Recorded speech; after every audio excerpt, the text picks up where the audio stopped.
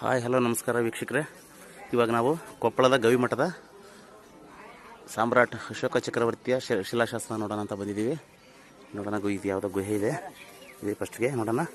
ಮೇಲ್ಗಡೆ ಇದೆ ಅಂತೆ.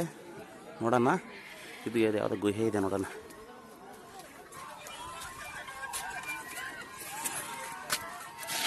ಏನು ಗುಹೆ ಇದು? ವಾವ್, ಎಷ್ಟು ತಣ್ಣಗಿದೆ, ಸೂಪರ್ ಆಗಿದೆ.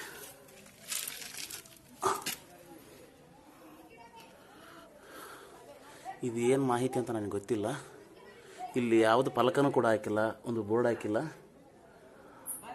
ಯಾವುದಕ್ಕೋಸ್ಕರ ಮಾಡಿದ್ದಾರೆ ಏನು? ಇದು ಗುಹೆ, ಇದು ನ್ಯಾಚುರಲಿ ಗುಹೆನೇ. ಇದು ಯಾವುದು ಏನು ಅಂತಲೂ ಗೊತ್ತಿಲ್ಲ. ಇದು ಇಷ್ಟು ವಿಶಾಲವಾಗಿದೆ. ಎ ಸಿ ಬಂದಂಗೆ ಆಗುತ್ತೆ, ತಣ್ಣಗಿದೆ. ಯಾವುದೋ ದೇವಸ್ಥಾನ ದೇವ್ರ ಥರ ಇಟ್ಟಿದ್ದಂಗಿದೆ.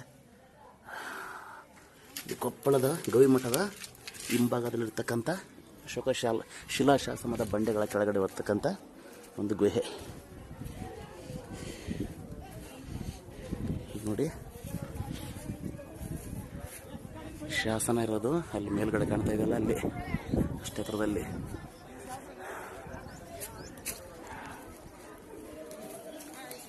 ನೋಡೋಣ, ಅಷ್ಟೇ ಎತ್ತರಕ್ಕೆ ಹೋಗ್ಬೇಕು. ಅಲ್ಲಿ ಮೇಲ್ಗಡೆ ನೋಡೋಣ.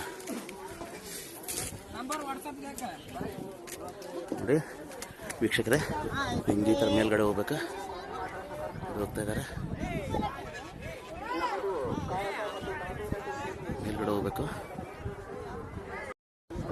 ವೀಕ್ಷಕರೇ. ಕೊನೆಗೂ ಮೇಲೆ ಹತ್ತಿ ಬಂದ್ವಿ.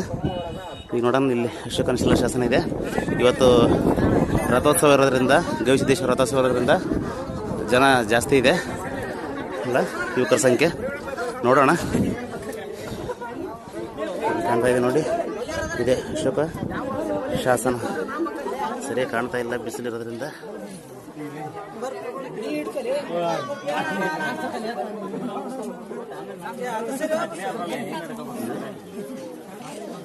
ಸಾಮ್ರಾಟ್ ಅಶೋಕನ ಶಿಲಾಶಾಸನ, ಬಂಡೆ ಶಾಸನ.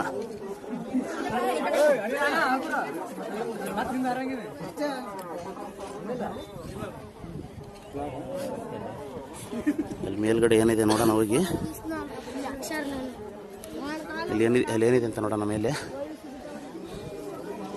ವಾವ್, ಇಲ್ಲಿ ಒಂಥರ ಸೂಪರ್ ಆಗಿ ವೇವ್ಸ್ ಚೆನ್ನಾಗಿದೆ, ಟೋಪಿ ಆಕಾರವಾಗಿ ನೋಡಿ ಮೇಲ್ಗಡೆ. ಇದು ಅದಲ್ಲಿ ಕಾಣ್ತಕ್ಕಂಥದ್ದೇ